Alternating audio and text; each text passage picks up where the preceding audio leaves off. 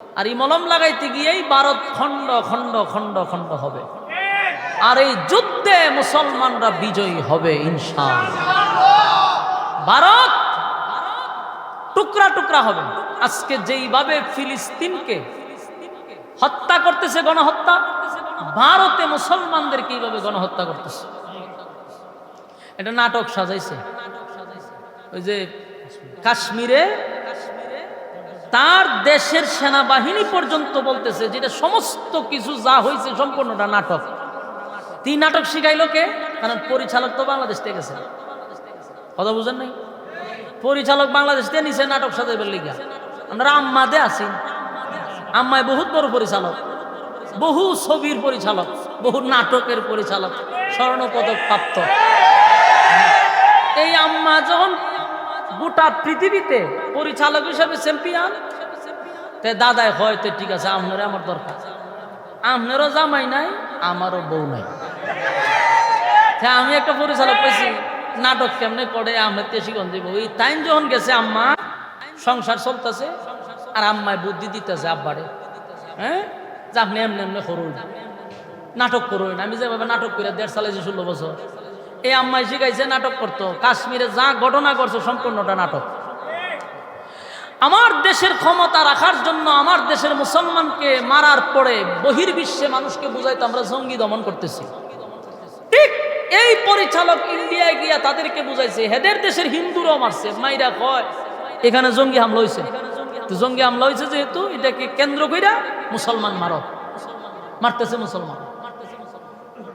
তো একটা সময় পরিচালকেরও বিচার হবে, তারপরে ডিরেক্টর হয়নি এরারও বিচার হবে। গুজরাটের কসায় নরেন্দ্র মোদী, হাসিনা যেইভাবে দেশ থেকে পালায় গেছে, হের ওইভাবে পালাইতে হইবে। সময় বেশি দিন নাই। সম্মানিত শুধু আমি আপনাদের সামনে কোরআনের 99 নম্বর সূরা, এই সূরাটা আপনাদের সামনে তেলাওয়াত করছি। 8টি আয়াত আছে সূরাটার ভিতরে এবং একটা রুকু আছে। এই সূরাটা 30 পাড়ায় অবস্থান, নাম্বার দিক দিয়ে 99 নম্বর। সূরাটার নাম হলো সূরা জিলজাল। এর বাংলা অর্থ হইল ভূমিকম্প। বাংলা অর্থ কি?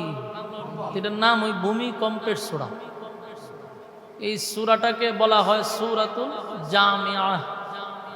এর মানে হলো সব কিছুটার ভিতরে আছে, দুনিয়া আখিরাত উভয় দিক এটার ভিতরে আল্লাহ ঢুকাই দিছে। এই সূরাটা আমরা যদি আলোচনা করি, প্রথম দিক দিয়ে জানতে হবে সূরাটা কেন নাজিল হলো। নাজিল হওয়ার তো কারণ থাকে। এই সূরা নাজিল হওয়ার পিছনে কারণটা ছিল, বেঈমানরা রাসূলের কাছে এসে বলতো যে কিয়ামত হয় না কেন? আপনি যে বলেন কিয়ামত হইব কিয়ামত হইব, হয় না কেন? এরা রাসূলের কাছে জানতে চায় কিয়ামত হয় না কেন? এর উদ্দেশ্য কিয়ামত হয়ে যেত, ধ্বংস হয়ে যেত। কিয়ামত তো আর এত সহজে হবে না। আর কিয়ামতের আলামত তো আল্লাহ রাসূল বইলা দিছে।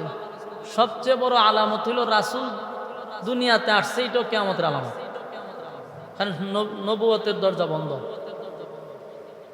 এটা একটা আলামত। তো আমাদের জানতে হবে কিয়ামত কখন হবে।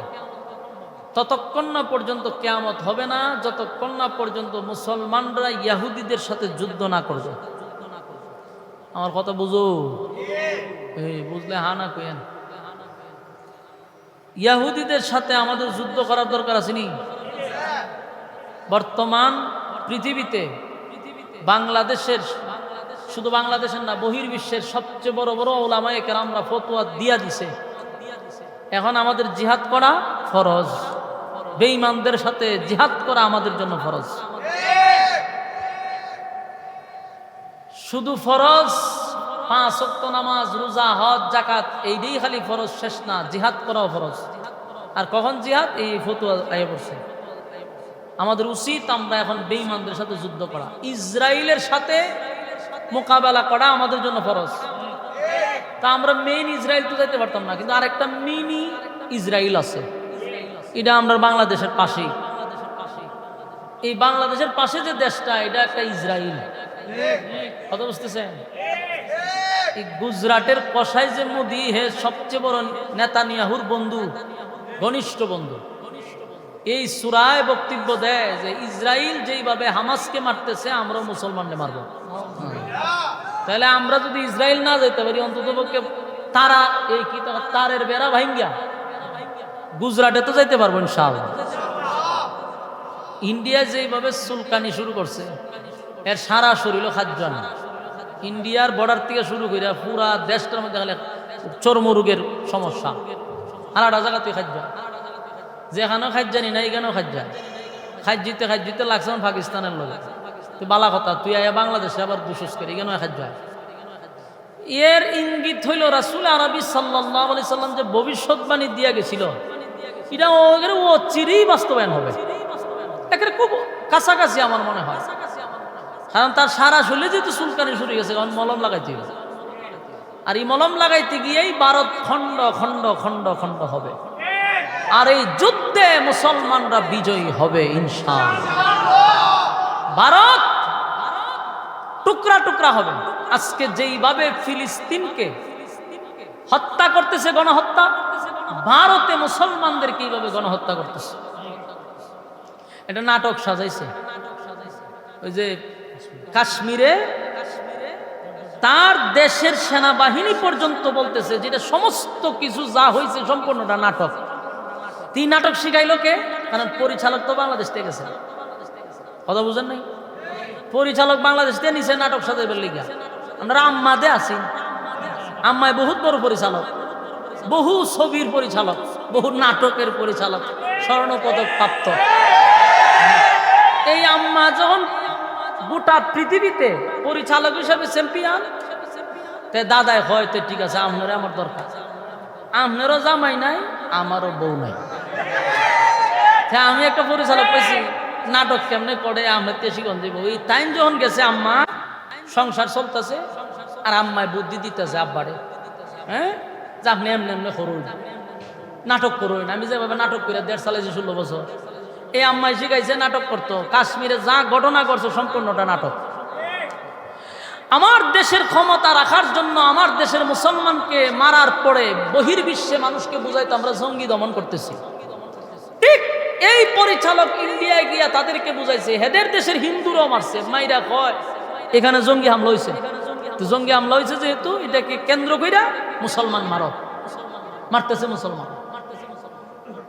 তো একটা সময় পরিচালকেরও বিচার হবে, তারপরে ডিরেক্টর হয়নি, এরারও বিচার হবে। গুজরাটের কসায় নরেন্দ্র মোদী, হাসিনা যেইভাবে দেশ থেকে পালাই গেছে, হের ওইভাবে পালাইতে হইবে। সময় বেশি দিন নাই, আল্লাহর রাসূলের ভবিষ্যৎবাণী বাস্তবায়ন হবে ইনশাআল্লাহ। তো সম্মানিত শুধু কিয়ামত কখন হবে? যখন আমরা ইহুদিদের সাথে যুদ্ধ করব। যতক্ষণ না পর্যন্ত ইহুদিদের সাথে যুদ্ধ না করব, ততক্ষণ কিয়ামত হবে না। মানে আমরা কি যুদ্ধ করছি? কথা কই না দি? হাতে গোনা কয়েক লক্ষ ইহুদি গোটা বিশ্বের মুসলমানদের ঘুম হারাম করে দিচ্ছে। আর প্রায় 150 থেকে 200 কোটি মুসলমান গোটা পৃথিবীতে। কয়শো কোটি? 200 কোটি মুসলমান। আর সর্বোচ্চ 70 লক্ষ থেকে 1 কোটি ইহুদি। এই 1 কোটি ইহুদি 200 কোটি মুসলমানের ঘুম হারাম করে দিচ্ছে। বুঝতেছেন কথা? এখন বুঝেন তাদের সাথে আমরা যুদ্ধ করে কেন পারতেছি না? কারণ আমাদের হিম্মত নাই, আমাদের ইমানি জজবা নাই।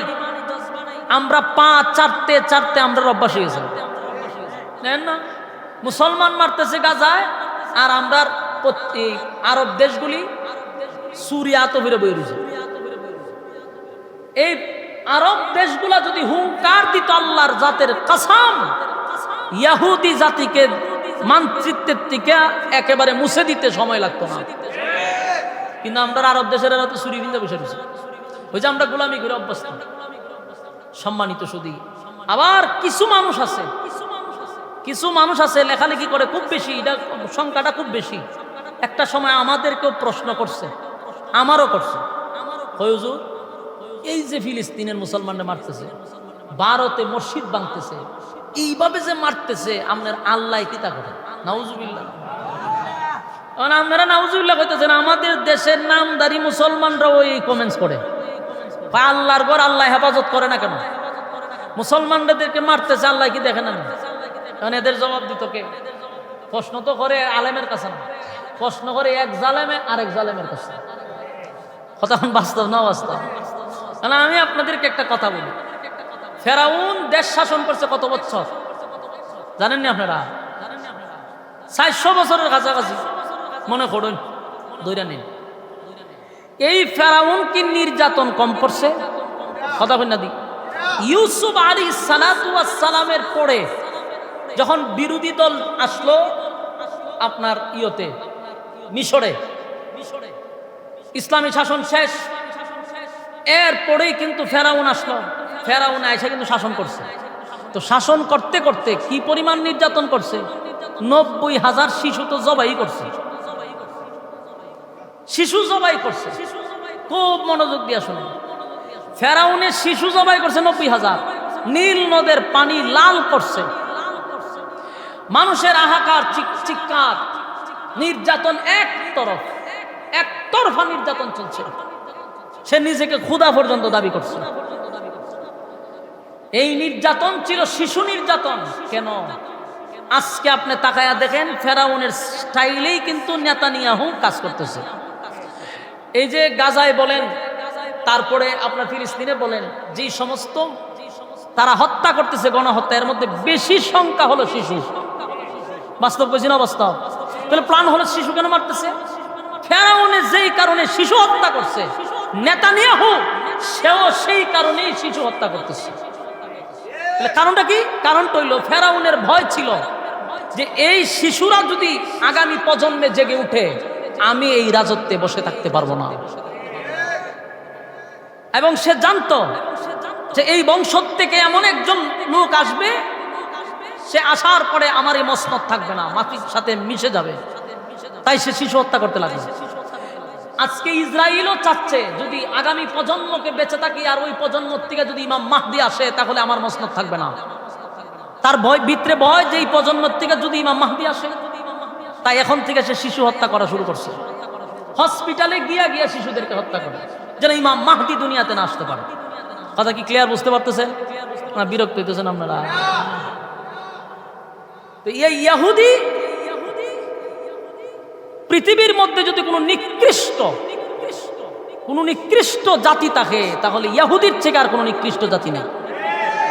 এটা আমাদের সন্তানদেরকে আমরা বুঝাইতে হবে, আমরা তাদের মাইন্ড সেট আপ করতে হবে যে ইহুদি এত খারাপ। 60 লক্ষ ইহুদিকে আগুন দিয়ে জ্বালায় মারছে হিটলারে।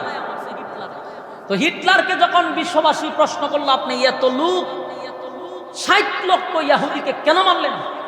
সে শুধু একটা কথা বলছে, আমি কেন মারছি, কেনটা বুঝবেন, কিছু রেখে গেছি।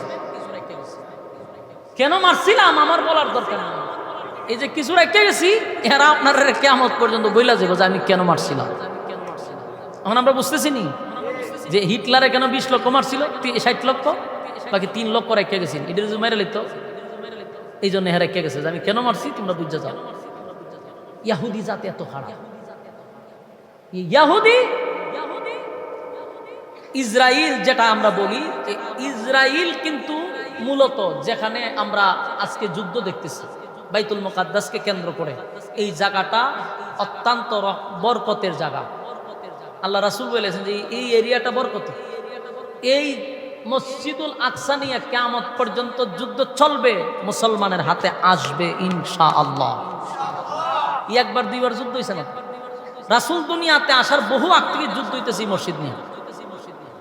আমার কথা কি বুঝতেছেন? ইব্রাহিম আলাইহিস সালাতু ওয়াস সালামের ছেলে ছিল 2 জন। একজনের নাম ছিল ইসমাঈল আলাইহিস সালাতু ওয়াস সালাম, আর একজনের নাম ইসহাক আলাইহিস সালাতু ওয়াস সালাম। এই 2 জন সন্তান ছিল। একজন ইসহাক আলাইহিস সালাতু ওয়াস সালাম, উনি ছিলেন এই ফিলিস্তিনে। উনার বংশধর ইসহাক আলাইহিস সালাতু ওয়াস সালামের বংশধর থেকে লক্ষাধিক নবী রাসূল দুনিয়াতে আল্লাহ পাঠাইছেন, শুধু উনার বংশ থেকে। উনার বংশ থেকে যত নবী রাসূল আসছিল সবাই কিন্তু এই জেরুজালেমের মসজিদুল আকসা খাদেম ছিল, সবাই, সব নবীরা উনার বংশ থেকে যারা ছিল সব নবীরা এই মসজিদুল আকসা নিরাপত্তা তারা দিছে, তারা এটাকে নিয়ে খেদমত করছে, এটার খাদেম ছিল। আরেকজন ছিল ইসমাঈল আলাইহিস সালাতু ওয়াস সালাম, উনি ছিলেন মক্কায়, উনি ছিলেন বাইতুল্লাহর খাদেম, উনার বংশধর বাইতুল্লাহর খাদেম, কুরাইশ বংশ। আর সেই বংশ থেকে একজন নবী আসছে, তিনি হলেন মুহাম্মদুর রাসূলুল্লাহ সাল্লাল্লাহু আলাইহি ওয়াসাল্লাম। আপনি দেখেন ইব্রাহিম আলাইহিস সালামের দুই ছেলের মধ্যে এক ছেলের পক্ষ থেকে লক্ষাধিক নবী পাঠাইছে, আর একজন নবী ইসমাঈল আলাইহিস সালাম, উনার বংশধর থেকে মাত্র একজন নবী আসছে, আর উনি হলেন আমাদের নবী মুহাম্মদ রাসূলুল্লাহ সাল্লাল্লাহু আলাইহি ওয়াসাল্লাম। তো ওনাদের ইসমাঈল আলাইহিস সালামের বংশধর ছিল বাইতুল্লাহর খাদেম, আর ইসহাক আলাইহিস সালামের যত বংশধর ছিল তারা ছিল বাইতুল মুকাদ্দাসের খাদেম। এটা তো আজকের থেকে না, বহু আগ থেকে। এই ইহুদি জাত যে কত খারাপ আপনাদেরকে আমি যদি বলতে যাই তাহলে মূল আলোচনায় যেতে পারবো না, তাই আমি একটা টাচ দিই যে ইহুদি কত খারাপ। ইহুদিদেরকে আল্লাহ বহু সুযোগ সুবিধা দিছে, তারা কিন্তু জান্নাতি খাবার পর্যন্ত খাইছে। বনি ইসরায়েলেরা জান্নাতি খাবারও খাইছে, জানেননি? আমি কি জান্নাতের খাবার খাইছি এখনো? এরা সরাসরি জান্নাতের খাবার খাইছে, এরপরও নিমক কারানি করছে। কথা বুঝতেছে? মুসা আলাইহিস সালাম যখন তাদেরকে নিয়ে ফেরাউনের ধ্বংস হওয়ার পরে তাদেরকে নিয়ে যখন এই ফিলিস্তিনে রওনা দিবে, মাঝখানে বিশাল একটা মরুভূমি, এই মরুভূমি আসার পরে এখানে খাবারের কোনো ব্যবস্থা নেই। পাশে হইল বিশাল সাগর, এটার পানি হইল লবণাক্ত, আর এদিকে হইল মরুভূমি, খাইব কি? এখন তাদের পেটের কিদা। মুসা আলাইহিস সালাম আল্লাহর কাছে দোয়া করছে, আল্লাহ জান্নাতি খাবার তাদের জন্য পাঠাইছে, মান্না ওয়াস সালওয়া, তাদের এই খাবার পাঠাইছে, জান্নাতি খাইছে, জান্নাতি খাবার তাদের জন্য পাঠানো হয়েছে, পেট বইরা খাইছে। খাওয়ার পরে হয় মানে এক খাবার আমরা ভালো লাগে, তোমার আল্লাহ রেখেও খাবারের সিস্টেম পাল্টাই দিত। মুসা আলাইহিস সালামকে আল্লাহ বলবো একটা কাজ করো, এরা যেহেতু নিত্য নতুন খাবার চায়, অসুবিধা নাই, এই নদী পার হইয়া তোমরা ফিলিস্তিনে যাও, সেখানে গিয়ে যুদ্ধ করো, যুদ্ধে যদি তোমরা বিজয় হও তাহলে ওই জমিনটা উর্বর আছে, সেখানে যে কোনো ফসল ফলবে। মুসা নবী বলেন, শোনো, তোমরা তো খাবারের মেনু পাল্টাইতে চাও, অসুবিধা নাই, তো যুদ্ধ করতেই। এই জাতি, ইহুদি জাতি বলল যে যুদ্ধ যদি করতে হয় আপনি মুসা আর আপনার আল্লাহ মিলে দুইজন যুদ্ধ করেন, আর আমরা কেন রেস্ট নেই, যুদ্ধই বিজয়ী হইলে আমরা খবর দিন, আমরা যাবো। আসেনি এলাকাত না অন বুঝেন ইহুদি কত খারাপ। এই বনি ইসরায়েলের লোকগুলা এত বেখা ছিল, হয় আপনি আর আপনার আল্লাহ যুদ্ধ করেন, আল্লাহর উপরে রাগ পাইতে গজব দিতে, এই গজব দিয়ে তারা 40 বছর গজবের মধ্যে রাখছে, এই পাগলের মতো খালি জায়গায় জায়গায় ঘুরছে। এই গজবের মাঝখান দিয়েই মুসা আলাইহিস সালাম দুনিয়া থেকে ইন্তেকাল করছেন। পরে আসলেন আরেকজন নবী, উনি আসার পরে তারা স্বাভাবিক হইল, সুস্থ হইল, এদেরকে নিয়ে উনি যুদ্ধের ময়দানে গেছে, এর সাথে আবার যুদ্ধ রাজি হয়েছে, জানো, যুদ্ধ করে ফিলিস্তিন বিজয় করছে। এই যুদ্ধের পরেও তারা গাদ্দারি করছে, যুদ্ধের পরেও গাদ্দারি করছে। আল্লাহ রাব্বুল আলামিন তাদেরকে বলছে, তোমরা এই গেট দিয়া মাথা নত করে ঢুকবা আর মুখ দিয়ে আস্তাগফিরুল্লাহ বলতে থাকবা। তারা কত বড় জাহেল চিন্তা করেন, আল্লাহ যেখানে বলছে মাথা নিচু ঘুরে যেত, এরা মাথা উপর দিয়া পিছন দিয়ে দিয়ে গেছে, মানে আল্লাহর কথারে উল্টে গেছে। ইতে এমন খারাপ ব্যাপার। তো এই জাতির সাথে আমাদের যুদ্ধ করতে হবে, তখনই কিয়ামত হবে। কথা বুঝতেছেন? এরা যখন বারবার বলে কিয়ামত কখন হবে, কিয়ামত কখন হবে, আল্লাহ তখন এদের কথার জবাবে সূরা জিলজাল নাজিল করে।